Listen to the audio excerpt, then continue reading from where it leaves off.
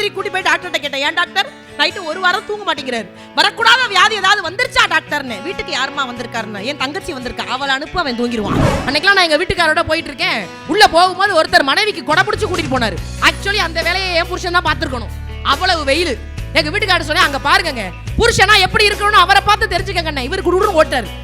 அவனை போய் கேட்டார், அறிவில்ல நீ பொண்டாட்டிய கடையை கூட்டி வர்றதுனா சும்மா கூட்டி வர வேண்டியதாடா, ஏன்டா கொடை பிடிச்சு கூட்டி வர்றேன்னு. அதுக்கு அவன் சொன்னா, லூசு மாதிரி பேசாதையா, இதற்கு கொடுக்கில் விஷம்னா தேளு, இதுக்கு பல்லுல விஷம்னா பாம்பு, இதுக்கு உடம்பெல்லாம் விஷம்னா. ஹெட்மாஸ்டர் எட்டி பார்த்தாரு, ஒரு பெரிய கண்ணாடி. அவர் எட்டி பார்த்தாரு, என்னடான்னாரு, மனுஷனுக்கு தான் சார் சொன்னேன் அப்படின்னா. இது உண்மையா பொய்யாங்க? இப்ப இங்க இருக்கிற பெண்கள் மனசும் இங்க இருக்கிற ஆண்கள் இளைஞர்கள் மனசும் என்ன தெரியுமா சார் நினைக்கும்? இங்க இருக்கிற பெண்கள் மனசு, ச்சே நிஷா எவ்வளவு அழகா இருக்கா. அந்த அம்மா சொல்லுது, இதுக்கு மேல இவ பேசினானா எந்திரிச்சு போயிருவ முடியும். நிஷா கட்டியிருக்க புடவைய நாம கட்டியிருந்தா நல்லா இருப்போமோன்னு நினைச்சா அது பொம்பளைங்க மனசு. நிஷாவையே நாம கட்டியிருந்தா நல்லா இருந்திருப்போமோ.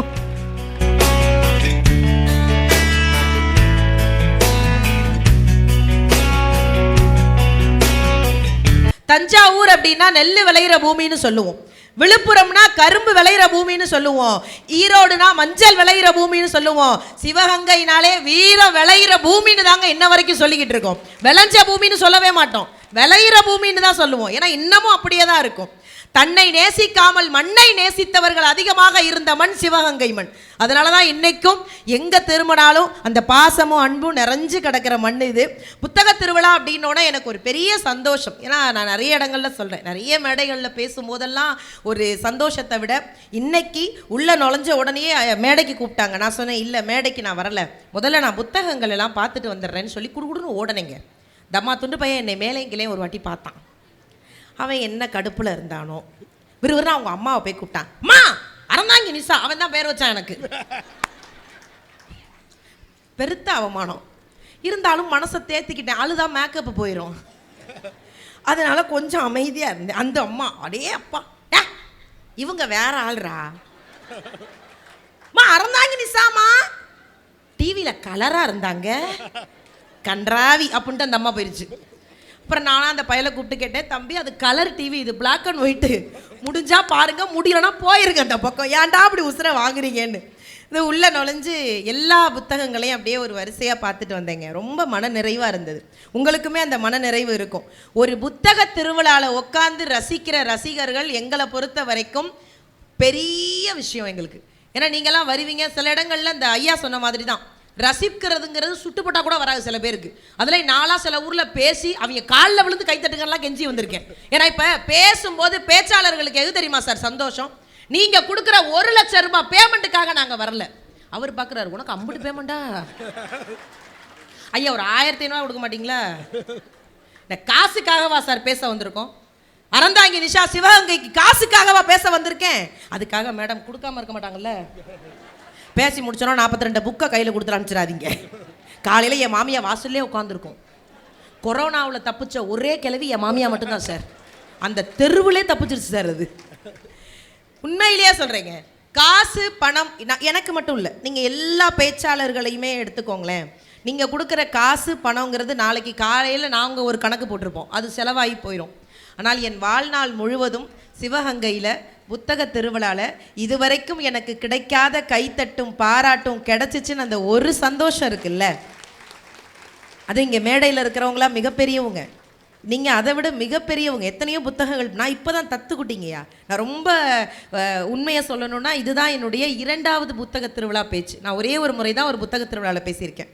என்னையும் எனக்கும் அறிவு இருக்குன்னு நம்பி இந்த மேடையில் ஏற்றிருக்கீங்கல்ல, நான் உங்கள் வீட்டு பிள்ளை. நீங்கள் கை தட்டும் போது எனக்கு இன்னும் ஒரு சந்தோஷம் வரும், அடுத்த மேடையில் இன்னும் நல்லா பேசணுங்கிற ஒரு ஆசை வரும். அதனால் நான் உங்கள் வீட்டு பிள்ளையாவே பேசிடுறேன். அங்கே ஒரு அம்மா சொல்லுது, என் பிள்ளைலாம் அவ்வளோ கருப்பாக இருக்காது, அந்த மாதிரியெல்லாம் நினைக்காம நல்லா கைத்தட்டி சந்தோஷமா சிரிச்சிட்டீங்கன்னா நானும் நல்லபடியா பேசிட்டு வீட்டுக்கு போயிடுவேன்.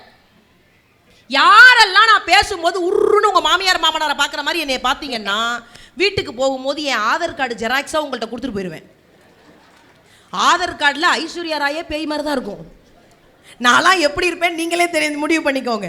ஏன்னா ரசனை அப்படிங்கிறது ரொம்ப பெரிய விஷயங்க, அவ்வளவு ஈஸியாக ரசிச்சிட முடியாது. ஒரு மிகப்பெரிய ராஜா, இந்த ராஜாவினுடைய மனைவிக்கு பிறந்த நாள்னு சொன்னோன்னா சாதாரண ஆளே பிறந்த நாள்னா பயங்கரமா கொண்டாடுவோம்ல. ராஜா பிறந்தநாளை எப்படியெல்லாம் கொண்டாடணும்னு நினைச்சிருப்பார் தன்னுடைய மனைவியுடைய பிறந்தநாளை. அந்த ஊர்லயே அந்த நாட்டிலேயே மிகப்பெரிய பாடகரை கூப்பிட்டாரு. அந்த பாடகர் வரமாட்டேன்னு சொல்லிட்டார். யார்? ராஜா கூப்பிட்டதுக்கே வரமாட்டேன்னு சொன்னார்னா அவர் எவ்வளோ பெரிய திமிரு பிடிச்சவராக இருப்பார். நான் நிறைய இடங்களில் பார்த்துருக்கேங்க. திறமை இருக்கும் இடத்தில் திமிரும் இருக்கும். அதை நம்ம ரசிக்கணும், வேற வழியே கிடையாது. ராஜா கூப்பிட்டோன்னா வரமாட்டேன்னு சொன்னோன்னா அவர் ராஜா கோவம் வந்துருச்சு. ஏன் வரமாட்டீங்க, நீங்கள் வந்தே ஆகணும் அப்படின்னாரு. அதுக்கு அந்த பாடகர் ராஜா கிட்ட ஒரு பெரிய ஒரு விஷயத்த சொன்னார். இதை செஞ்சால் நான் வருவேன் அப்படின்னு. சொல்லுங்க அப்படின்னு. நான் வரணும்னா நீங்கள் ஊர்களில் எல்லார்ட்டையும் அரண்மனையில் எல்லார்ட்டையும் இந்த விஷயத்த சொல்லணும். என்ன விஷயம்? நான் பாடும்போது யாராவது அப்படின்னு தலையை மட்டும் ஆட்டிட்டு அந்த தலையை வெட்டிடணும். பின் ட்ராப் சைலண்டில் உட்காந்து என் பாட்டை கேட்கணும். அப்போ தான் நான் பாடுவேன். ராஜா பத்திரக்காரி இப்படி ஒரு லூசு பையன் எங்கேந்திரா வந்தான்.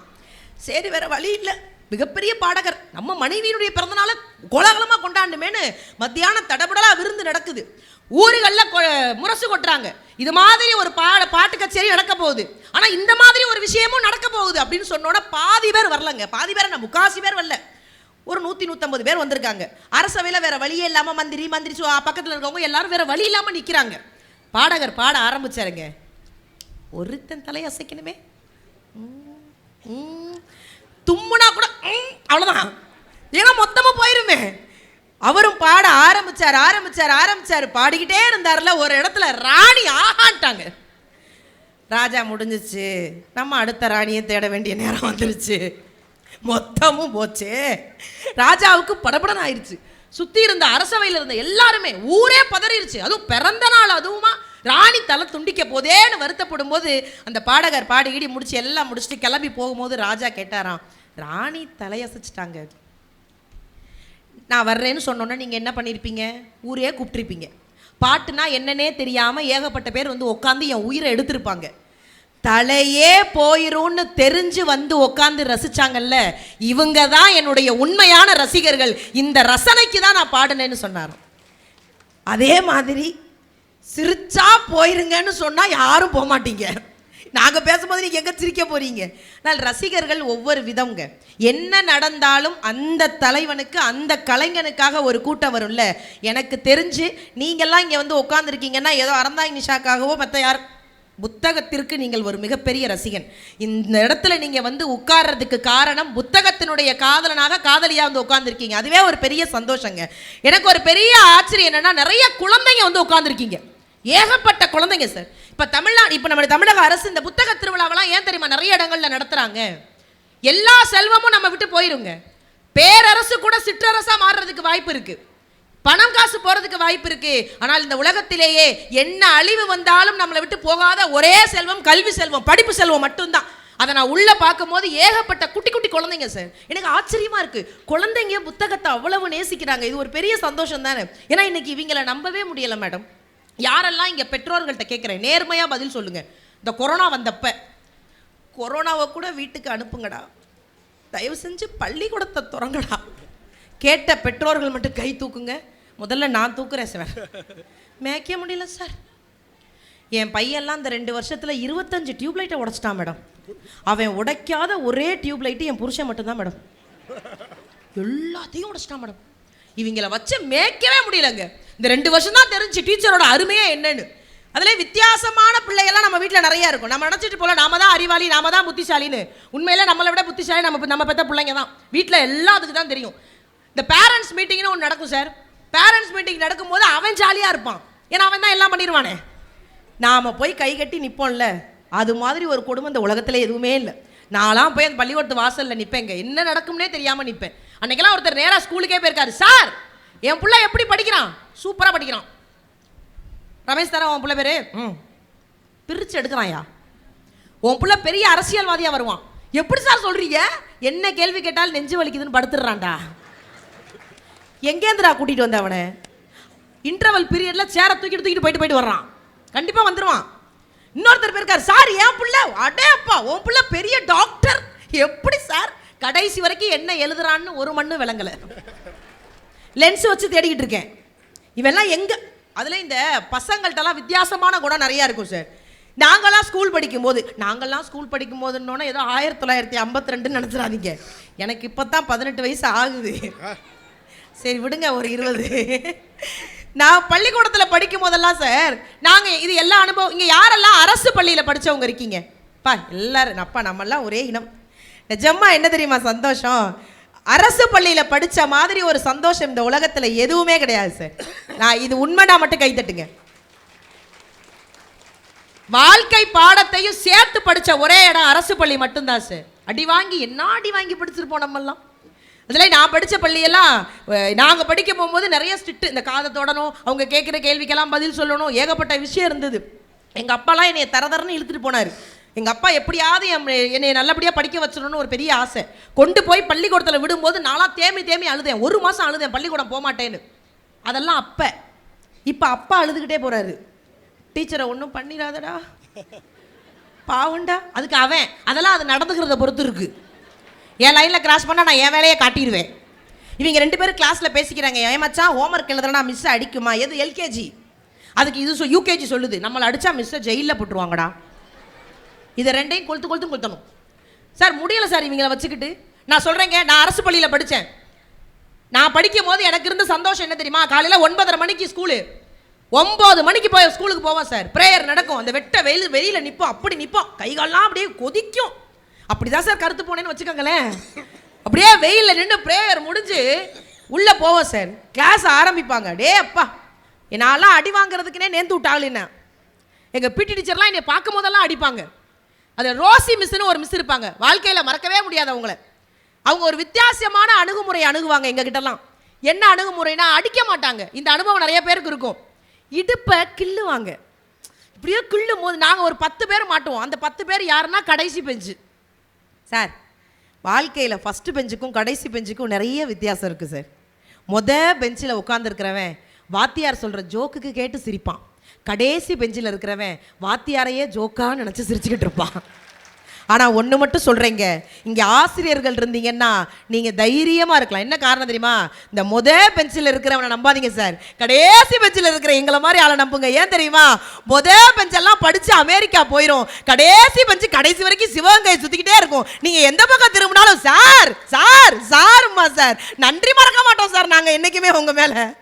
அதில் இந்த 10 பேர் கொத்தா போய் கிளாஸில் மாட்டோம். எங்கள் ரோசி டீச்சர் பார்த்து எல்லாரையும் நடுவாங்க. நான் நெளிவேன், அப்படியே வலி உயிர் போகும். கிளாஸ்க்குள்ளே வந்தோன்னே எல்லாரும் சட்டையை தூக்கி பார்ப்போம். வீட்டில் போய் காட்டணும்ல செவந்து கிடக்கிறது. எல்லாரும் தூக்கும் செவந்து இருக்கும். கருமம், எனக்கு அப்பையும் செவந்திருக்காது. நான் எந்த இடத்துல கிள்னாங்கன்னு எனக்கே தெரியாது. வலியை வச்சு லெஃப்ட் ஆன்னு முடிவு பண்ணிக்குவோம். என்ன காரணம் தெரியுமா சார்? நான் வானம் வசப்படும்னு சொன்னேன்ல, என்ன மாதிரி ஒரு சாதாரண ஆள் பள்ளிக்கூடத்தில் அடிக்கும் போது, இங்கே நிறைய பிள்ளைங்க இருக்கீங்க. பள்ளிக்கூடத்தில் வாத்தியார் அடிக்கும் போது இன்றைக்கெல்லாம் அடிக்கிறதுக்கு கூட 1000 ரூல்ஸ் அண்ட் ரெகுலேஷன் இருக்குது. நான் ரொம்ப பெருமையாக சொல்கிறேன், நான் ரொம்ப கர்வமாக சொல்கிறேன். என் ஆசிரியர்கிட்ட அடி வாங்கினது எனக்கு ரொம்ப பெருமை. என்ன காரணம் தெரியுமா? அந்த வயசில் நான் அடி வாங்கினதுனால தான் சார் இன்னைக்கு இந்த சமுதாயம் என்ன அடி கொடுத்தாலும் எந்திரிச்சு நிற்கிற திராணி இருக்குன்னா வாங்கிய அடி. அப்படி குழந்தைங்க அடி வாங்கட்டும். குழந்தைங்க பயப்படாமல் ஸ்கூலுக்குள்ளே போச்சுன்னா அது வளர்ந்ததுக்கப்புறம் பெற்றவங்க நம்ம பயந்து வாழணும். அவன் பயத்தோட பள்ளிக்கூடத்துக்கு போகிறானா, பிற்காலத்தில் நீங்கள் தைரியமாக வாழலாம். இவனை வச்சு மேய்க்க முடியல. நாம் ஸ்கூல் படிக்கும் போது சொல்லுவாங்கல்ல சார், நீ முதலமைச்சர் ஆனால் என்ன ஆவ, நீ பிரதமர் ஆனால் என்ன ஆவ, என்னையெல்லாம் கேட்டிருக்காங்க. நான் என்ன எழுதுறேன்னு எனக்கே தெரியல. அதே மாதிரி ஒரு வாத்தியார் ஸ்கூலில் கேட்டிருக்காரு, நீ குடியரசுத் தலைவர் ஆனால் என்ன ஆவ. ஒருத்தன் அடிஷ்னல் பேப்பர் வாங்கி எழுதியிருக்கான், இங்கிட்ட ஒருத்தன் எல்லாம் எழுதியிருக்காங்க. ஒருத்தன் மட்டும் நடுவில் உட்காந்து சிரிச்சுக்கிட்டே இருந்திருக்கான். கூப்பிட்டு சப்புனார், அறிவு கேட்டவனே. 50 பேர் எழுதுறாங்க, எனக்கு என்ன உட்காந்துருக்கேன், எழுதுறா. நான் ஏன் எழுதணும்? ஏன்டா? நான் குடியரசுத் தலைவரானா என் பிஏ தானே எழுதுவாங்க. எங்கேந்திரா வர்றீங்க? ஒரு பள்ளிக்கூடத்தில் ஒரு வாத்தியார் டெய்லி பிள்ளைங்களுக்கு ஏதோ ஒரு கதை சொல்லிக்கிட்டே இருப்பாங்க. அப்போ ஒரு முறை அந்த பிள்ளைங்களை பார்த்து கேட்டாராம், உங்கள் எல்லார் கையிலையும் பிஸ்கட் கொடுத்துருக்கேன், இந்த பிஸ்கட்டை நீ எப்படி சாப்பிட்டா சந்தோஷப்படுவேன்னு கேட்டப்போ ஒரு குழந்தை சொன்னிச்சான், நான் பாலில் தொட்டு சாப்பிட்டா சந்தோஷப்படுவேன். ஒரு குழந்தை சொன்னிச்சான், ஜாம் தடவி சாப்பிட்டா சந்தோஷப்படுவேன்னு. ஒரு குழந்தை ரொம்ப அழகாக சொன்னிச்சான், அந்த பிஸ்கட்டை பாதியை பிட்டு என் நண்பன்கிட்ட கொடுத்துட்டு சாப்பிட்டா சந்தோஷப்படுவேன்னு சொன்னிச்சுன்னா, இன்னைக்கு பெரியவர்களை விட சிறியவர்கள் புத்திசாலி. அடுத்தவங்களுக்கு கொடுக்கணுங்கிறத நமக்கு அவங்க நிறைய சொல்லி கொடுத்துக்கிட்டு இருக்காங்க சார். அதில் இந்த பசங்க புத்திசாலின்னு சொன்னேன்ல, எல்லா இடத்துலையுமே புத்திசாலியான பசங்க ஒரு கிளாஸில் 2, அது சேட்டக்கார பசங்கன்னு சொல்லுவோம். நம்மளை பற்றி அவங்களுக்கு நல்லா தெரியும். ஒரு அறிவியல் கண்காட்சி ஸ்கூலில் நடத்தியிருக்காங்க, இது நிறைய பேருக்கு தெரியும். அறிவியல் கண்காட்சி நடத்தியிருக்காங்க. அதில் உள்ள ஹெட்மாஸ்டர் முதல்ல வளம் வந்திருக்காரு. ஏன்னா இவங்க எல்லா கிறுக்கு வேலையும் பார்ப்பானுங்க. முதல்ல இவங்களை போய் செக் பண்ணிடுவோன்ட்டு விறுவிறுன்னு வந்திருக்காரு. அதில் ஒருத்தர் எல்லாம் அந்த படம் வரைஞ்சு பாகம் குறி நம்ம ஸ்கூலில் எழுதுவோம்ல சார், அந்த மாதிரி ஒவ்வொன்றா எழுதியிருக்கான். இதற்கு கொடுக்கில் விஷம்னா தேளு, இதுக்கு பல்லில் விஷம்னா பாம்பு, இதுக்கு உடம்பெல்லாம் விஷம்னா. ஹெட்மாஸ்டர் எட்டி பார்த்தாரு, ஒரு பெரிய கண்ணாடி. அவர் எட்டி பார்த்துட்டு என்னடான்னாரு, மனுஷனுக்கு தான் சார் சொன்னேன் அப்படின்னா. இது உண்மையா பொய்யாங்க? இன்றைக்கி மனுஷன் எவ்வளோ வித்தியாசமாக இருக்கான் தெரியுமா சார்? ஒவ்வொருத்தவங்க ஒவ்வொரு மாதிரி இருக்காங்க சார். அதுலேயும் ஜப்பான்காரெல்லாம் டெய்லி வேலைக்கு போகலை, டெய்லி உழைக்கலைன்னா செத்து போயிடுவான். ஜப்பான்காரன் உழைக்கலைன்னா செத்து போயிடுவான். சைனாக்காரன் புதுசாக கண்டுபிடிக்கலைன்னா செத்து போயிடுவான். தமிழ்நாட்டுக்காரன் சொந்தக்காரன் நல்லா இருந்தாலே செத்து போயிடுவான். ஏ அப்பா கார், நான்லாங்க இப்போ தாங்க ஒரு வீடு கட்டினேன், ஒரே ஒரு வீடு சார், கஷ்டப்பட்டு கட்டினேன் சார். என் சொந்தக்காரன் எவனோ சொல்லியிருக்கான், அவள் வாங்குகிற கோடி சம்பளத்துக்கு இந்த வீடெல்லாம் எம்மாத்திரம் நீ பார்த்தா நான் கோடியில் வாங்கினேன்னு. அது விஜய் டிவியில் போன மாதம் சம்பளமே இன்னும் வந்து சேரலை. ஐயோ வீடியோ வேறு எடுக்கிறீங்களா, இன்னைக்கு வேலை போன மாதிரி தான் எனக்கு. அவ்வளவு கஷ்டப்படுறோங்க. இதில் அடுத்தவர்களை நான் ஒரே ஒரு விஷயம் சொல்லுவேன் சார், நான் ரொம்ப பெருமையாக சொல்லுவேன். யாரெல்லாம் உயரத்துக்கு போவாங்க தெரியுமா சார்? நாம் வளர்ந்து போகிறது பெரிய விஷயம் இல்லைங்க. நாம் வளரும் போது யாரெல்லாம் நம்ம வளரணும்னு ஆசைப்பட்டாங்கல்ல, அவர்களை கடைசி வரைக்கும் நன்றி உணர்வோடு நினச்சி பார்த்தாலே வாழ்க்கையில் மிகப்பெரிய இடத்துக்கு வந்துடலாம். இன்னைக்கு நிறைய இடங்களில் பார்க்குறோம் சார், பெரியவர்களுக்கு சிறியவர்கள் சொல்லிக் கொடுக்குறாங்கன்னு சொன்னேன்ல. நாங்கள் இந்த வெள்ளத்தில் பாதிக்கப்படும் போது நிறைய இடங்களுக்கு போகும்போது அதில் எனக்கு கிடைச்ச ஒரு பொக்கிஷமான செய்தியை நான் உங்கள் கூட பகிர்ந்துக்கிறேங்க. பூந்தமல்லி பக்கத்தில் நீங்கள் நியூஸில் பார்த்துருப்பீங்க, மழை வந்தப்போ பள்ளிவாசல்களில் தங்கிக்கலாம் அப்படின்னு ஒரு விஷயம் வந்தது. நிறைய பேர் பள்ளிவாசலில் தங்கிக்கிட்டாங்க சார். இந்த தண்ணியெல்லாம் வடிஞ்சிருச்சு இல்லை, தண்ணியெல்லாம் வடிஞ்சோடனே திரும்பி எல்லாரும் போக ஆரம்பிச்சிட்டாங்க. அப்படி போகிறதுக்கப்புறம் அந்த பள்ளிவாசலில் இருந்த சில இளைஞர்கள் அந்த தெருவை சுத்தம் பண்ண ஆரம்பிச்சிருக்காங்க. சுத்தம் பண்ணிக்கிட்டு இருக்கும் போது ஒரு குப்பை தொட்டி வாசலில், அதாவது குப்பை தொட்டி கிட்ட ஒரு மஞ்ச பை இருந்திருக்கு. அந்த பையில் 6 பவுன் நகை 10,000 ரூபாய் பணம் இருந்திருக்கு. அந்த தெருவில் இருக்க எல்லாருக்கிட்டையும் அந்த பையன் கேட்டிருக்கான், போய் ஒவ்வொரு இடமா கேட்டிருக்கான். அப்போ ஒரு டீ கடை வாசலில் ஒரு பெரியவர் சொன்னாராம், அப்பா ஒரு 2 நாளைக்கு முன்னாடி ஒரு பாட்டி வீடு விடா வந்து கேட்டாப்பா, என் பையன் பார்த்தீங்களா, என் பையன் பார்த்தீங்களான்னு கேட்டா. ஒரு வேளை அந்த பாட்டியா கூட இருக்கலாம், ரொம்ப அழுதாப்பா, கோவிலுக்குள்ளே படுத்திருக்கா, ஒரு வார்த்தை மட்டும் கேட்டுறியான்னு.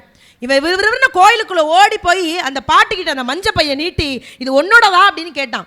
அந்த பாட்டி விறுவிறுன்னு வாங்கி, இதில் 10,000 ரூபா பணமும் 6 பவுன் நகை இருக்கான்னு கேட்டுச்சு. ஆமாம் அப்படின்னா விரிச்சு பார்த்துட்டு, என் பேத்தி கல்யாணத்துக்காகவாப்பா வாங்கி வச்சுருக்கேன், என் பையனும் என் மருமகனும் என் பையனும் என் மருமகளும் இல்லை, அவங்க 2 பேருமே உயிரோடு இல்லை, என் பேத்திக்காக நான் சேர்த்து வச்ச காசு மலையில் அடிச்சுக்கிட்டு போயிருச்சு தங்கம், நீ எடுத்து கொடுத்த என் சாமி நீ நல்லா இருக்கணும்னு கோவிலுக்குள்ள ஒரு பையனை பார்த்து அந்த கிழவி கையெடுத்து கும்பிட்டால, அந்த பையன் பேர் என்ன தெரியுமா? முகமது ஷெரீப். அதுதாங்க மதம் தாண்டிய மனிதம். இங்க நிறைய விஷயம் இருக்குங்க, அதெல்லாம் நம்ம வாழ்க்கையில கத்துக்க ஆரம்பிச்சிட்டோம்னு வச்சுக்கோங்க, அதை விட சந்தோஷம் வேற எதுவுமே கிடையாது. நாம தான் நிறைய விஷயத்தை யோசிச்சு அப்படியே இதுவா அதுவா அதெல்லாம் கிடையாது. இன்னைக்கு உலகம் எல்லாம் மாறிடுச்சு. பசங்க எல்லாம் ஒண்ணு, எல்லாருக்கும் நல்லது செய்ய ஆரம்பிச்சுட்டே இருக்காங்க. அதை பார்த்து பெரியவங்க நீங்க ஆசீர்வாதம் பண்ணணும், அவங்க நல்லா வரணும்னு நினைக்கணும். நீங்கெல்லாம் அதை தாண்டி இங்க நிறைய குடும்பமா வந்திருக்கீங்க. பொதுவாகவே பெண்களை பார்க்கும் போதெல்லாம் எனக்கு ஒரு சந்தோஷம் வரும் சார். பெண்கள் எந்த நிகழ்ச்சிக்கெல்லாம் வந்து முன்னாடி உட்கார்றாங்களோ அந்த நிகழ்ச்சி சத்தியமாக நல்லாயிருக்கும். ஏன்னா அவங்க தான் சிரிப்பாங்க. இந்த ஆம்பளைங்க சிரிக்கவே மாட்டாங்க. அதுக்கு ஏண்டா நீங்கள் ஏண்டா அப்படி முறைக்கிறீங்க? சரி அவன் பார்க்குறான், அது நாங்கள் ஆண்கள் கிடையாது, இளைஞர்கள் பொண்ணு. உண்மையிலேயே ஆண்கள் சிரிக்காததுக்கு ரீசன் இருக்குது. வீட்லையும் இது முறையில் பார்த்து சிரிக்க முடியாது, வெளியில் வந்து சிரித்தாலும் வீட்டில் போய் திட்டு வாங்கணும். எதுக்குன்னு அமைதியாக இருப்பாங்க. ஆனால் பெண்கள் அப்படி கிடையாது, கலகலகலன்னு சிரிச்சிருவோம் நாங்கள் எல்லாருமே. இப்போ புறணியெல்லாம் ஒரு காலத்தில் யார் பேசுவாங்கன்னா பெண்கள் பேசுவாங்கன்னு சொல்லுவாங்க. இப்போ பெண்கள் நாங்கள் பேசுகிறதே கிடையாது சார். புறணியெல்லாம் நாங்கள் அதை மறந்துட்டோம். அப்படி தானம்மா மறந்துட்டோம் நம்ம. இப்போ கை தட்டுங்க, நம்மளாம் மறந்துட்டோம். அதெல்லாம் நாம் பேசுகிறதே கிடையாது. புறணி பூரா ஆம்பளைங்க பேச ஆரம்பிச்சிட்டாங்க.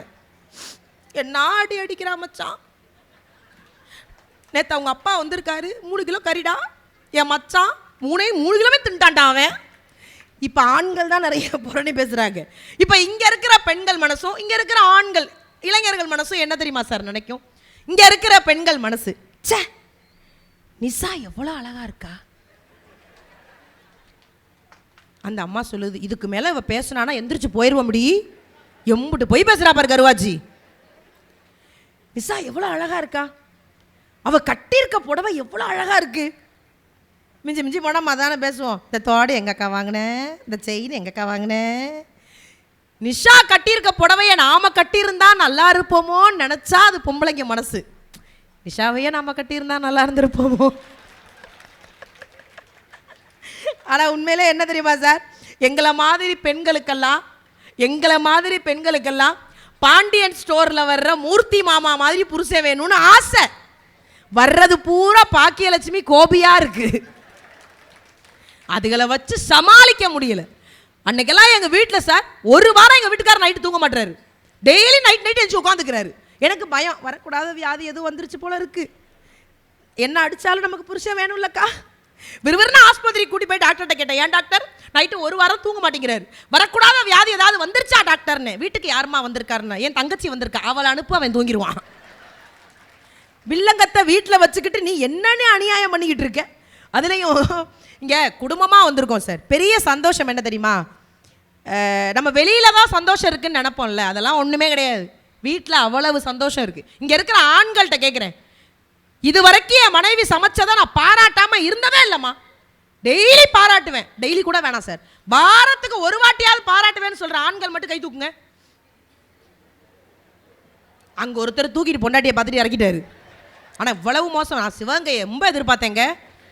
மனைவி மேலே ரொம்ப காதல் இருக்கும், என்ன சமைச்சாலும் விஷமே கொடுத்தாலும் அது அதிரசம்னு சொல்லுவீங்கன்னு நினச்சேன். இப்போ 50 பேர் கையை கீழே இருக்கிட்டு என் மூஞ்சியை குரூர்னு பார்க்குறீங்க சார். நான் இங்கே இருக்கிறவங்கள்ட்ட ஒரே ஒரு விஷயம் சொல்கிறேன், இங்கே பெரியவங்க இருக்காங்க, அவங்கள்ட்ட கேட்டுக்கங்க. வீட்டில் அடிக்கடி பாராட்டினீங்கன்னா குடும்பத்தில் சண்டையே வராது சார். நான் ஒரு டிப்ஸே கொடுக்குறேன்.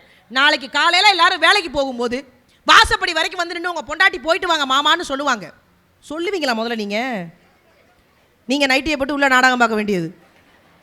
நாளைக்கு சொல்லுங்க, போயிட்டு வாங்கன்னு சொல்லும்போது நீங்கள் ஏதோ அவசர அவசரமாக ஓடாதீங்க. பொண்டாட்டியை திரும்பி பார்த்து, எப்பட்றா கல்யாணத்தன்னைக்கு பார்த்த மாதிரியே இருக்க, அது உலகமாக போயின்னு எங்களுக்கும் தெரியும். நாங்கள் திரும்பி சொல்லுவோம், நீங்கள் மட்டும் என்னவா என்னை பொண்ணு பார்க்க வந்த அன்னைக்கு எப்படி இருந்தீங்களோ அப்படியே இருக்கீங்க. அப்படியா இருப்பீங்க? பொண்ணு பார்க்க வந்த அன்னைக்கு மண்டை நிறையா முடி இருக்கும், இப்போ வெறும் மண்டை மட்டும் தான் இருக்கும். பொண்ணு பார்க்க வந்த அன்னைக்கு வயிறே இருக்காது, இப்போ வயிறு மட்டும் தான் இருக்கும். ஆனால் வாழ்க்கையில் ஏற்றுக்கிட்டு வாழ்கிறோம்ல. இங்கே இருக்கிற எல்லாருக்குமே சொல்கிறேன் சார், வந்ததுலேருந்து என்ன கேட்டதை விட என் வீட்டுக்கார கேட்டவங்க தான் சார் அதிகம். நான் என்ன சார் பாவம் பண்ணேன், வந்து உள்ள நுழையிற மாமா மாமா மாமான்னாங்க. ஒரு 15 நாளைக்கு முன்னாடி எங்கள் வீட்டுக்கு போலீஸ் வந்துருச்சு என் வீட்டுக்கார அரெஸ்ட் பண்ணுறதுக்கு. நான் பயந்துட்டேன். என்ன சார் தப்பு பண்ணார் அவர்? அவரே ஒரு குழந்தை மாதிரி சார், அவரே ஒரு குழந்தை உண்மையிலேயே. ஏன் சார் அவரை அரெஸ்ட் பண்ணுறீங்கன்னா, அவங்க ஒரு விஷயம் சொன்னாங்க சார், உண்மையிலேயே மனசே நொறுங்கிருச்சு. அவர் தப்பு பண்ணியிருக்காரு சார், அவ்வளோ பெரிய தப்பு பண்ணியிருக்காரு. சட்டப்படி வீட்டில் மயில் வளர்த்தா தப்பாமே சார். அவர் என்ன வளர்த்தது தப்பு தானே சார்? ஆண்டவா, நான் அடிக்கடி வேடையில் சொல்லிகிட்டே இருப்பேங்க, வீடுகளில் சண்டை வராமல் இருந்தாலும் நல்லா இருக்காது. காலையிலேருந்து நைட்டு வரைக்கும் புருஷன் முன்னாடி 2 பேரும் சிரிச்சுக்கிட்டே இருந்தால் என்ன நடக்கும்? பக்கத்து வீட்டுக்காரன் வீட்டை காலி பண்ணிடுவான், 2 லூஸை கட்டி வச்சுருக்காங்கடான்னு. காலையில் சண்டை வரணும் சார், அது மாலையில் அப்படியே காணாமலே போயிடணும். அதுக்கு நீங்கள் பண்ண வேண்டிய விஷயம் பாராட்டு மட்டும்தான். மனைவி கேட்குறதெல்லாம் வாங்கி கொடுக்க வேண்டிய அவசியமே இல்லை. எங்களை மாதிரி பெண்களுக்கு யாரை பிடிக்கும்? தங்கம் வாங்கி கொடுக்குற புருஷனை விட எங்களை தங்கமாக பார்த்துக்கிற புருஷனை தான் சார் ரொம்ப ரொம்ப பிடிக்கும். அப்பா, இதுக்கு பெண்கள் ஒரு 42 பேர் கைத்தட்டி இருக்கீங்க. நம்ம தங்கம் கேட்டதே இல்லை பாரு. ஆனால் அந்த மாதிரி என்னைய நினைக்காதீங்க சார். திருச்சி மலைக்கோட்டை சர்ச் ஆர்ச் மாதிரி ஒன்று இருக்கும், அதுக்குள்ளே போனீங்கன்னா நிறைய கடைகள் இருக்கும். அன்றைக்கெலாம் நான் எங்கள் வீட்டுக்காரோட போயிட்டு இருக்கேன். உள்ளே போகும்போது ஒருத்தர் மனைவிக்கு கொடை பிடிச்சி கூட்டிகிட்டு போனார். ஆக்சுவலி அந்த வேலையை என் புருஷன் தான் பார்த்துருக்கணும், அவ்வளவு வெயில். எங்கள் வீட்டுக்காரர் சொன்னேன், அங்கே பாருங்க புருஷனா எப்படி இருக்கணும்னு அவரை பார்த்து தெரிஞ்சுக்கங்கண்ணே. இவர் குடுன்னு ஓட்டார். அவனை போய் கேட்டார், அறிவில்லை நீ பொண்டாட்டியை கடைக்கு கூட்டி வர்றதுனா சும்மா கூட்டி வர வேண்டியதாடா, ஏன்டா கொடை பிடிச்சி கூட்டி வர்றேன்னு. அதுக்கு அவன் சொன்னா, லூசு மாதிரி பேசாதையா, என் பரிசு பத்திரமா இருக்க வேணாம், இந்த பக்கம் பூரா நகைக்கடை, அந்த பக்கம் பூரா துணிக்கடை, அவன் எந்த பக்கம் திரும்பினாலும் கொடையை வச்சு மறைச்சிருவேன், கடைசி வரைக்கும் ஒரு பொருள் வாங்கி கொடுக்க மாட்டேன். இந்த மாதிரி ஆளுகளோடலாம் வாழ்றது ரொம்ப கஷ்டங்க. சின்ன சின்ன விஷயங்கள் தான் சார். தேவைன்னு ஒன்று இருக்கும்போது, எதுவும் குறிப்பாக எங்களை மாதிரி பெண்கள் இருக்காங்கல்ல, எங்களை மாதிரி பெண்கள் நாங்கள் எங்கள் வீட்டில் அப்பாக்களுக்கு மகாராணியாக வாழ்ந்துருப்போம். உண்மை தானே? அப்பாக்களுக்கு நாங்கள் மகாராணி. எங்கள் வீட்டிலலாம் அவ்வளோ பெரிய குடும்பமாக அவ்வளோ அப்படிலாம் கிடையாது. ஆனால் எங்கள் அப்பாலாம் என்னை அடுப்படி பக்கம் கூட அனுப்புனதில்லை. வேணா அது நெருப்பு கிருப்பு பட்டு பிள்ளை கருத்துரும்னு அனுப்பியிருக்க மாட்டாரோ என்னவோ தெரில. அக்கா இப்படி கேவலமாக சிரிக்காதக்கா, உலகத்திலேயே கடைசி கேவலம் சிரிப்பு பண்ணி சிரிச்சது தாங்க்கா. இனி கருக்க என்ன இருக்கு? நிஜமா சொல்றேங்க, அடுப்படி பக்கம் கூட அனுப்பிச்சிருக்க மாட்டாங்க. ஆனா திருமணத்திற்கு பிறகு கணவருக்கு என்ன பிடிக்கும், ஏது பிடிக்கணும், மாமியார்கிட்ட கேட்டு நாத்தனார்கிட்ட கேட்டு கஷ்டப்பட்டு அடுப்பில் கையை சுட்டு சமைச்சு கொடுக்குறவளுக்கு என்ன தெரியுமா மிகப்பெரிய சந்தோஷம், மிகப்பெரிய பாராட்டு. சாப்பிட்டு முடிச்சுட்டு நல்லாவே இல்லைனா கூட நல்லா இருக்கு தங்கோன்னு சொல்லி பாருங்களேன், அவள் வாழ்க்கையில் அதை விட மிகப்பெரிய விருது எதுவுமே கிடையாது. ஆனால் நீங்கள் பண்ணுற ஒரு பெரிய தப்பு என்ன தெரியுமா, சாப்பிட்டு முடிச்சுட்டு இருந்தாலும் எங்கள் அம்மா கைப்பக்கம் எங்கள் அம்மா அப்படியே உங்கள் அம்மா கையை வெட்டணும் போல வரும். அதை சொல்லாதீங்க சார். ஆனால் இங்கே நிறைய ஆண்கள் இருக்கீங்க, ஒரு பெரிய சந்தோஷம். முன்னாடி இல்லாத ஒரு மாற்றம் என்ன தெரியுமா, நாங்கள்லாம் சின்ன பிள்ளையா இருக்கும் போது வீட்டில் ஆண் பிள்ளைகளுக்கு தான் பெரிய மரியாதை இருக்கும். உண்மையா இல்லையா? நிறைய பெரியவங்க இருக்கீங்க, வீட்டில் ஆண் பிள்ளை பிறந்தா தான் சந்தோஷப்படுவாங்க. அதே ஆஸ்பத்திரியில் அப்பா குறுக்க முறுக்க நடப்பாரு, உள்ள அந்த அம்மா கதறி கிடக்கும். இவர் நடப்பாரு, வெளியில வந்தோன்னு நர்ஸை கேட்பாரு, ஆம்பளை பிள்ளையா அடுப்பாரு. ஆமா உங்களுக்கு ஆம்பளை பிள்ளை பிறந்துட்டான், கொல்லி வைக்க எனக்கு ஒரு பிள்ளை பிறந்துட்டான். அவன் 10 வயசுல கேட்பான், எப்பா கொல்லி ரெடி வந்து படுமா. இதெல்லாம் ஒரு காலத்தில் இருந்துச்சு. ஆனால் சத்தியமா இன்னைக்கு இங்கே இருக்கக்கூடிய ஆண்கள்கிட்ட சொல்றேங்க, உங்களுக்கு தெரியாது ஒன்றும் கிடையாது. யாரெல்லாம் பொம்பளை பிள்ளைய பெற்றிருக்கீங்களோ தைரியமாக திமிராருங்க. என்ன காரணம் தெரியுமா, ஆண் பிள்ளை வீட்டில் விருந்து தான் சாப்பிடலாம், பெண் பிள்ளை வீட்டில் தான் சார் இன்னைக்கு இருந்து சாப்பிடலாங்கிற நிலைமை வந்துருச்சு. அப்படி வந்துட்டோம்ல நாங்கள். எவ்வளோ பெரிய சந்தோஷமான விஷயம் தெரியுமா அது. நீங்கள் வீடுகளிலே பாருங்களேன் சார், இங்கே நிறைய தம்பிங்க இருக்காங்க, இங்கே நிறைய பெண் பிள்ளைங்க இருக்காங்க. நீங்கள் எல்லாருக்கிட்டையும் கேளுங்களேன், பெண் பிள்ளைங்கள்ட்ட உங்களுக்கு யாரை ரொம்ப பிடிக்கும்னா வாய் அடுத்த நிமிஷம் அப்பான்னு தான் வரும். எங்களை மாதிரி பிள்ளைங்களுக்கெல்லாம் அப்பாவை தான் பிடிக்கும், பசங்களுக்கு பூரா அம்மாவை தான் பிடிக்கும். நானும் 2 குழந்தைய பெற்றுட்டேங்க. இப்போ எனக்கும் என்னது எங்கள் அம்மாவை தானே பிடிக்கணும். ஏன் எல்லா பொம்பளை பிள்ளைங்களுக்கு அப்பாவை பிடிக்குதுன்னு என்ன காரணம் தெரியுமா, ஒரு கட்டத்தில் அவனுங்களுக்கும் அப்பாவை பிடிக்க ஆரம்பிச்சிடும். அம்மா மேலே தப்பே இல்லை, அவங்க சுமந்து பெக்கிற வழி அப்படிங்கிறது ஒரு மிகப்பெரிய விஷயம், அவங்க நான் பாராட்டணும், அதெல்லாம் குறைய சொல்லக்கூடாதுங்க. ஏன் அம்மா மேலே கோவம் வரும்னா, சொல்லி காட்டுறதுல நம்மளை அடிச்சுக்க ஆளே இல்லை. அந்த பிள்ளை ஒரு 18 வயசில் ஏதாவது தப்பு பண்ணிடட்டுமே, நீ 3 வயசு இருக்கும்போது உனக்கு ஜுரம், உன்னை தூக்கிக்கிட்டு ஆஸ்பத்திரிக்கு ஓடினேன். 3 வயசில் நானா ஓட முடியும், நீங்கள் தான் தூக்கிட்டு ஓடணும். 10 வயசில் உனக்கு வாமிட், நான் தான் பிடிச்சேன். ஏம்மா நானாவா பிடிக்க முடியும்? இந்த 1 வயசுலேருந்து 18 வயசு வரைக்கும் பண்ணினதெல்லாம் சொல்லிடுவா அம்மா. அவளுக்கு ஒரு வேதனை ஆதங்கம் சொல்லிடுவா. ஆனால் தான் குழந்தை தனக்கு என்ன கஷ்டம் கொடுத்தாலும், தான் என்ன கஷ்டப்பட்டாலும் வாழ்க்கையில் தான் பிள்ளை கண்ணில் மட்டும் அந்த கஷ்டத்தில் காமிச்சிடவே கூடாதுன்னு இருக்கிற ஒரு மிகப்பெரிய தெய்வம் அப்பா மட்டும்தான் சார்.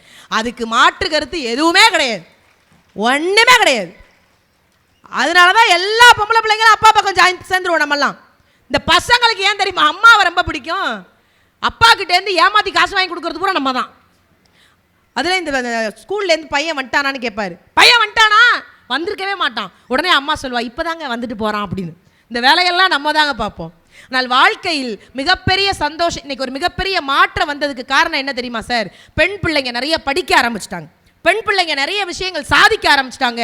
அதில் ஒரு முக்கியமான விஷயம், ஸ்ருதிங்கிற ஒரு பொண்ணு சார், பஞ்சாப்ல ஜலந்தர் மாவட்டம், அதில் ஸ்ருதின்னு ஒரு பொண்ணு 23 வயசில் மாவட்ட முதன்மை நீதிபதி ஆயிருக்காங்க. பெண் பிள்ளைங்க நல்லா கேட்டுக்கோங்க, 23 வயசுல மாவட்ட முதன்மை நீதிபதி ஆயிருக்காங்க. அப்போ அங்கே இருக்கக்கூடிய ஹைகோர்ட் ஜட்ஜ் எல்லாம் சேர்ந்து ஒரு டீ பார்ட்டி வச்சிருக்காங்க. டீ பார்ட்டிக்கு எல்லாரும் வந்து கலந்துருக்காங்க. முக்கியமாக அந்த ஸ்ருதி கிட்ட குடும்பத்தோட வாங்கன்னு இருக்காங்க, குடும்பத்தோட தான் வரணும்னு சொல்லியிருக்காங்க. டீ எல்லாம் குடிச்சு முடிச்சோன்னே அந்த உயர் அதிகாரி ஜட்ஜு கேட்டாராம், என்னம்மா உன்னை டீ எல்லாம் குடிச்சு முடிச்சாச்சு, உன் வீட்டிலேருந்து யாருமே வரல, அப்பா அம்மாவை கூட்டிகிட்டு வர சொன்னேனே, அப்பா அம்மாவை கூட்டிகிட்டு வரலையான்னு கேட்டப்போ ஸ்ருதி ரொம்ப அழகாக சொன்னாங்களாம், இவ்வளவு நேரம் நீங்கள் டீ குடிச்சிங்கல்ல, உங்கள் எல்லாருக்கும் டீ கொடுத்தாருல்ல, டீ கொடுத்தவர் தான் சார் என் அப்பான்னு சொன்னாலாம். அந்த கோர்ட் வாசலில் டீ கடை வச்சவருடைய பொண்ணு தாங்க இன்னைக்கு ஸ்ருதி. 23 வயசில் மாவட்ட முதன்மை நீதிபதி ஆயிருக்காங்கன்னா, தன்னுடைய குடும்பத்தினுடைய சூழலை அறிந்து வளரக்கூடிய குழந்தைகள் என்றைக்குமே உயரத்தடைவாங்க. நான் அடிக்கடி பிள்ளைங்களுக்கு சொல்லுவேன், நாம் கலரில் கொஞ்சம் கம்மியாக இருக்கோம், நம்மளால் ஜெயிச்சிட முடியுமா, நாம் வறுமையாக இருக்கோம், நம்மளால் சாதிச்சிட முடியுமா. நான் நிறைய இடங்களில் சொல்லுவேன். அறந்தாங்கி நிஷா மேடை ஏறி பேசுகிறோம்ல, நாம் என்ன பெரிய ராஜ பரம்பரை, அறந்தாங்கில வந்து விசாரிச்சு பாருங்க தெரியும். நான் எல்லா மேடைகள்லையும் என் அப்பாவினுடைய தொழிலை பற்றி பேசும்போது ரொம்ப கர்வப்படுவேன். நான் ரொம்ப பெருமைப்படுவேன். இன்னைக்கு பிள்ளைங்கள் அப்பாவினுடைய தொழிலை மதிக்க கற்றுக்கணும் சார். ஆபிரகாம் லிங்கன் ஒரு முறை மேடையில் பேசிக்கிட்டு இருக்கும்போது கூட்டத்தில் ஒருத்தர் எந்திரிச்சு கேட்டாரா, மிஸ்டர் லிங்கன் நீங்கள் ரொம்ப ஓவராக பேசுறீங்க, ஆஃப்டர் ஆல் செருப்பு தைக்கிறவரோட பையன் தானே நீங்கள், உங்கள் அப்பா தச்சு கொடுத்த செருப்பு தாயா இன்னும் என் காலில் இருக்குன்னு கேட்டப்போ லிங்கன் ரொம்ப அழகாக சொன்னாராம், எங்கள் அப்பா தச்சு கொடுத்த செருப்பு உங்கள் காலில் இருக்குன்னா அவருடைய உழைப்பு எப்பேற்பட்ட உழைப்பு, செருப்பு பிச்சு போனால் தூக்கி எரிஞ்சிடாதீங்க, என்கிட்ட கொடுங்க நான் தச்சு கொடுக்குறேன்னு சொன்னார்னா. அப்பாவினுடைய உழைப்பை மதிக்க தெரிந்த குழந்தைகள் எப்பொழுதும் இந்த சமுதாயத்தை மதிக்க தெரிந்த குழந்தைகளாக வளரும் சார். நான் எல்லா மேடையிலையும் சொல்லுவேன், என் அப்பா ஒரு கறிக்கடைக்காரோட பொண்ணு. நான் இந்த வறுமையில் பெரிய ஆளாக வர்றது பெரிய விஷயம், ரொம்ப சந்தோஷமான விஷயம். நிறம் அப்படிங்கிறது ஒரு பெரிய விஷயமே கிடையாது. என் அப்பாலாம் கறிக்கடையில் இருக்கும்போது நான் போய் எங்கள் கடையில் நின்று சில வேலைகள்லாம் பார்ப்பேன் சார். எனக்கு ஒரு பெரிய சந்தோஷம் என்ன தெரியுமா, அவரோடு நிறைய விஷயம் கற்றுக்கிட்டேன். எனக்கு தீபாவளி பண்டிகை சுத்தமாக பிடிக்காது. உடனே நீங்கள் நான் முஸ்லீம்ங்கிறதுனால தீபாவளி பண்டிகை பிடிக்கல அந்த மாதிரிலாம் கிடையாது. எம்மதமும் சம்மதம், எந்த கோயிலுக்கு விட்டாலும் ஓடிடுவேன். தீபாவளி அப்போ தான் கறிக்கடையில் நிறைய வியாபாரம் நடக்கும், நிறைய வியாபாரம் வரும். 3 மணிலேருந்து நாங்கள் கடையில் அடிப்போம். எங்கள் அப்பா வெட்டும்போது ஒரு தீபாவளியில் கூட கை வெட்டு இல்லாமல் வீட்டுக்கு வந்ததாக வரலாறே கிடையாது. கையில் வெட்டிக்குவார், ரத்தம் வரும், கட்டு போடுவார். அப்போ நான் மனசில் அன்னைக்கு நினச்சேன், கடையில் நிற்கும் போது எங்கள் அப்பாவை ஒரு நாளாவது நான் வீட்டில் வச்சு சாப்பாடு போடணும், இந்த கத்திலேருந்து என் அப்பாவுக்கு ரிலீஸ் கொடுக்கணும்னு நான் ரொம்ப ஆசைப்பட்டேன். 2015 கலக்கப்போதியார் போகும்போது நான் என்னைக்கு கத்த ஆரம்பிச்சனோ எங்கள் அப்பாவை கத்திலேருந்து ரிலீஸ் பண்ணி இன்றைக்கி வீட்டில் ராஜா மாதிரி வச்சுருக்கேன். என்னால் முடியும் சார், உங்களால் முடியாதா என்ன? பெரிய பெரிய பெரிய ஆட்கள்லாம் என்ன தெரியுமா நினச்சிட்டு இருக்காங்க, நல்லா கலராக இருந்தால் சாதிச்சிடலாண்டா, நல்லா அழகாக இருந்தால் சாதிச்சிடலாண்டா, நல்லா பெரிய ஆளாக இருந்தால் சாதிச்சிடலாண்டா. அதெல்லாம் ஒன்றுமே கிடையாதுங்க. சாதனைக்கும் அழகுக்கும் ஒரு பெரிய விஷயமே கிடையாது. நீங்கள் ஒரே ஒரு விஷயம் அன்பு தம்பிகளுக்கும் தங்கைகளுக்கும் சொல்கிறேன், நீங்கள் சாதிச்சவங்க லிஸ்ட்டை எடுத்து படிங்க. அழகாக இருக்கவங்க சாதிச்சதை விட அவமானப்பட்டவங்க சாதிச்சது தான் சார் இந்த உலகத்தில் அதிகம்.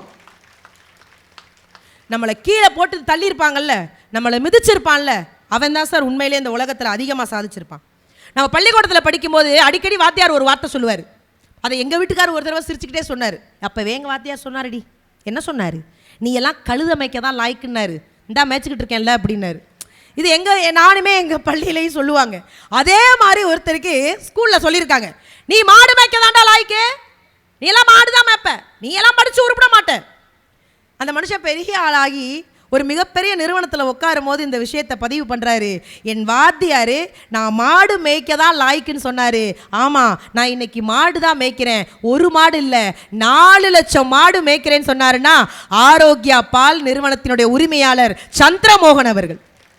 அவமானத்தை சம்பாதிச்சாதான் சார் வெகுமானத்தை சம்பாதிக்க முடியும். வாழ்க்கையில் இதை விட வேற என்னங்க பெரிய சந்தோஷம் வேணும்? எங்கே அடி விழுந்தாலும் நம்ம தோத்துட்டோமேன்னு மட்டும் சத்தியமாக நினச்சிடாதீங்க. அதிலிருந்து என்ன கற்றுக்கிட்டோம், அதிலிருந்து எப்படியெல்லாம் நம்ம மேலே போகலாம், அதற்கு ஒரே ஒரு விஷயம் நான் வீட்டில் அடிக்கடி எங்கள் வீட்டில் சொல்கிற ஒரே ஒரு விஷயம் தான் சார். நீங்கள் வானம் வசப்படணும், நீங்கள் ஜெயிக்கணும், நீங்கள் சந்தோஷமாக இருக்கணும், எதை பற்றியும் கவலைப்படக்கூடாதுன்னா உங்கள்கிட்ட உழைப்பு மட்டும் இருந்தால் பத்தாது சார், உண்மையும் இருக்கணும். ஈரோடு புத்தக திருவிழாவிற்கு அப்துல் கலாம் ஐயா போகிறாங்க. ஃபுல்லாக சுற்றி பார்த்துட்டு அங்கே ஒரு சௌபாகியா கிரைண்டர் ஒன்று வாங்குறாரு. 3999 ரூபா. அந்த இடத்துல செக்கு போட்டு கொடுத்துட்டு ஐயா வந்து டெல்லிக்கு அனுப்பிச்சிருங்க அப்படின்னு கிளம்பிட்டார். இவர் டெல்லிக்கு போயிட்டார், பொருளும் வந்துருச்சு. அந்த செக்கு கொடுத்தாருல, அது பணம் எடுத்தால் காட்டும்ல. இப்போ நான் செக்கு கொடுக்குறேன்னா என்கிட்டேருந்து என் அக்கௌண்ட்லேருந்து பணம் போனால் காட்டும்ல. ஐயாவுக்கு காட்டவே இல்லை. ஃபோன் அடித்து கேட்டிருக்காங்க அந்த உதவியாளர், ஐயா அது மாதிரி செக்கு கொடுத்தோம் 3999 ரூபா, நீங்கள் என்ன எடுக்கவே இல்லையே. அதுக்கு ஓனர் சொன்னாராம், ஏயா எப்பேற்பட்ட ஆளு கலாம் ஐயா, ஏன் கடைக்கு வந்திருக்காரு, என் கிட்ட பொருள் வாங்கியிருக்காரு, அவர் கையிலேருந்து நான் செக்கு வாங்கியிருக்கேன், இதை எப்படி நான் மாற்ற மனசு வரும், என் கடையில் பெருசாக மாட்டுவேன்னாராம். அதுக்கு உதவியாளர் சொன்னாராம், நீ பெருசாக மாட்டு சிறுசாக மாட்டு, எனக்கு அதை பற்றி கவலை இல்லை, இன்னும் 1 வாரம் பார்ப்போம், இந்த செக்குலேருந்து பணம் போகலைன்னா ஐயா உங்கள் பொருளை திருப்பி அனுப்ப சொல்லிட்டாரு. வெறும் 3999 ரூபா அடுத்தவர்கள் பொருள் கூட, அடுத்தவருடைய காசு கூட என்கிட்ட இருக்கக்கூடாதுன்னு நினைத்த உன்னதமான மனிதர்கள் வாழ்ந்த பூமியில் நம்ம வாழ்ந்துக்கிட்டு இருக்கோங்க. உழைப்பை தாண்டி உண்மையும் நேர்மையும் இருந்துச்சுன்னா வாழ்க்கையில் எதை வேணாலும் சாதிக்கலாம் என்பதற்கு எத்தனையோ பெரியவர்கள் நமக்கு வழிவகுத்திருக்கிறார்கள் என்று சொல்லி இந்த அருமையான வாய்ப்பை அளித்த உங்கள் அத்துணை நல்ல உள்ளங்களுக்கும் நன்றி கூறி விடைபெறுகிறேன். நன்றி, வணக்கம்.